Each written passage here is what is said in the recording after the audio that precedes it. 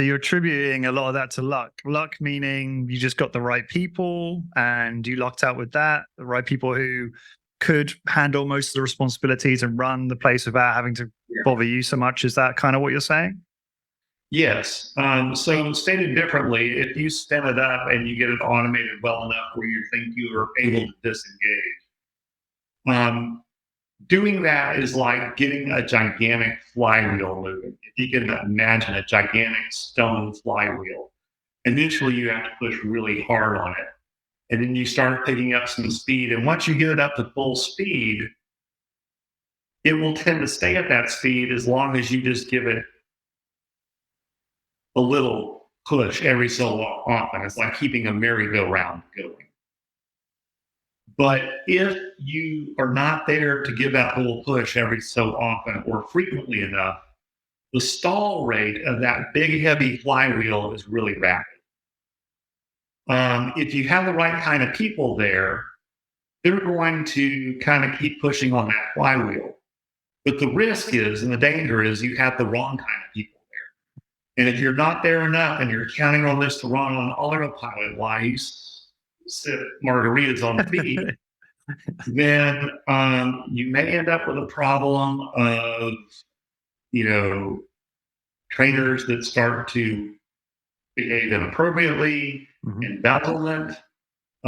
Your business could absolutely implode upon you. They could start doing things off protocol or that are not in philosophy with what you want your business to be. They could start, without your knowledge, training clients on their own without you realizing that that's just being stolen from you, or that they could be in the process of harvesting your clients to set up their own studio. So the idea of being, the studio on autopilot and disengaging is a fantasy that will turn into a nightmare. I think the more important thing is, and Luke covers this better than anyone, is just to have it systems and processes in place that ensure that the flywheel keeps on spinning. And then you are an owner that can come in and just push that flywheel to keep the merry-go-round going when it needs to, and not just be pounding sand, training clients all day, every day, unless that's what you want to do. Absolutely. I feel like the perhaps most effective thing that you can do to kind of be a quote unquote absentee owner, and something that probably most people can't afford to do in the beginning, and maybe something you work up to, is you hire an operator, right? You hire a general manager who is then responsible for building systems and managing the team and making sure that flywheel does get a push every now and again, and that all the trainers and staff are behaving appropriately and in line with the strategy that you set. So I think that's one way you can achieve this and maybe stop it from becoming a nightmare. But I am curious, when you say the downsides, maybe you've covered it. Is that kind of what you're alluding to when you said that dream can become a nightmare? Is you're not there, trainers are doing what you're saying there, maybe they're embezzling money, maybe they're training people on their own. Yeah, I mean, there's just all sorts of things that can happen. You're gonna have to. That notion is a fantasy that you're gonna have to let go of. If you're gonna have a business, you're gonna have to manage the business and be part of it. And I think the biggest thing that I can say about my running this place in the context of my career as an emergency physician and how little time I've had to put into UE on that side of the equation is, and on your podcast and on your website, we spend a lot of time talking about all the little nuances of running this kind of business, in the same way that we talk about all these crazy nuances of training to try to optimize things. But here's the cool thing, and this is what ultimate exercise has proved to me, is that if you are using a good protocol, good equipment, good trainers, and you are delivering at baseline a really high level effective workout, that is an entirely unique experience compared to anything else in the fitness industry that anyone has ever experienced. So if you have a studio that's delivering good workouts, that's 98% of everything. a good workout is 98% of your marketing. Because if someone comes in for an intro session and you give them a good intro session and an experience, they're not going to walk out of there and not talk about it to a bunch of people. This is properly delivered workouts are just so powerful because people can't keep their mouth shut about it. And that's what's made Ultimate Exercise thrive. I mean, it's been almost entirely word of mouth. And it's the fact that, on the front end, I optimize the environment. We use the training protocol and good equipment. It's just an incredibly unique experience for anyone that walks into the place. And that's what's made it be able to run the way that it's run over the years. It's the workout. That's the answer to everything.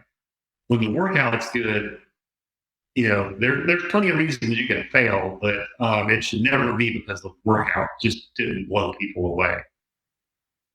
Yeah, thank you, Doug. Yeah, I mean, just to mention it, perhaps you listened to it. The last episode I did with Luke on this exact topic, I'm talking about people aren't kind of facing the facts that actually the product needs attention, the workout needs attention. It's not the marketing that's the problem.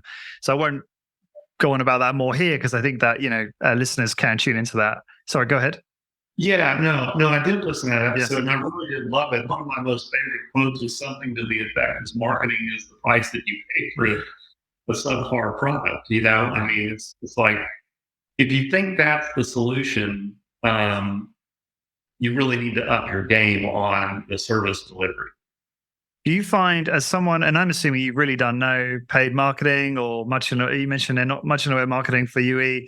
Does that, I said this, I'm just curious whether this resonated with you. Does that liberate you thinking, oh man, I can grow this business and I can just create a great workout and continue to deliver consistent, great client experiences and not have to become, excellent at Facebook ads? Because knowing you, I feel like that's the last thing you want to learn about. Yeah, well, I kind of, you know me well enough to know that I suck at that kind of technology.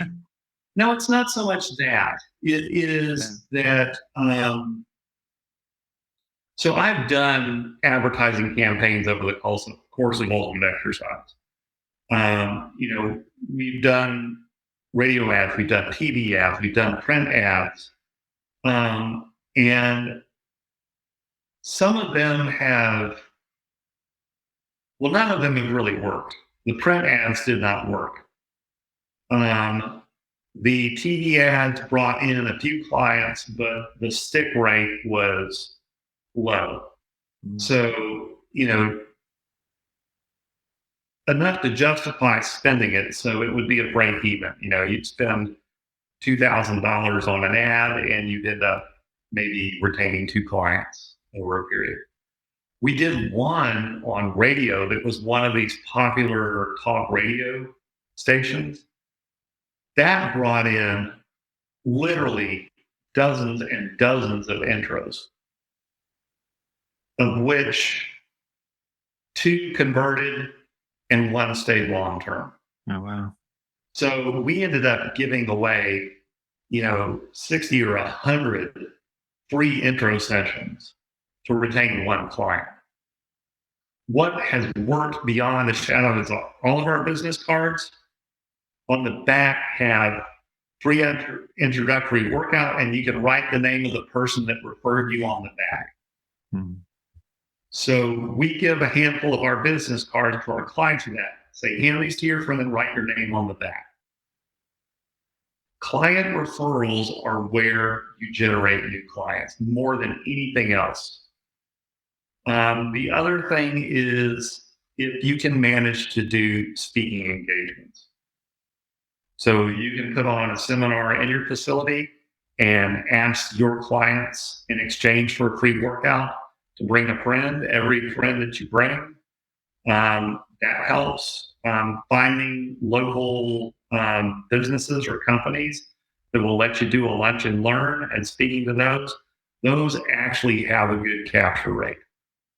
But the hard part is like just walking in the door and asking. And then outside of that, the number one thing that you can do to get clients is just walk up to people and ask them to come train at your place.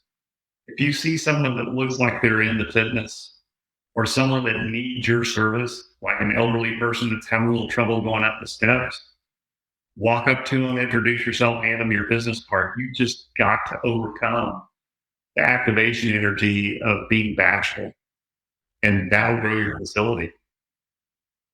I mean, Yep. if you got one client a week at the end of the year, by those mechanisms, you'd have 52 new clients. If you got one a month, you'd have 12 new clients at the end of the year. Once you've met your expenses, the addition of 12 clients is a massive improvement in your month-to-month revenue. Yeah. And just so people don't think that I'm saying, oh no, service is all that matters and product. Like, I'm still a huge fan of generating additional leads through other ways. Let's not forget that. Yeah. I'm a fan of both.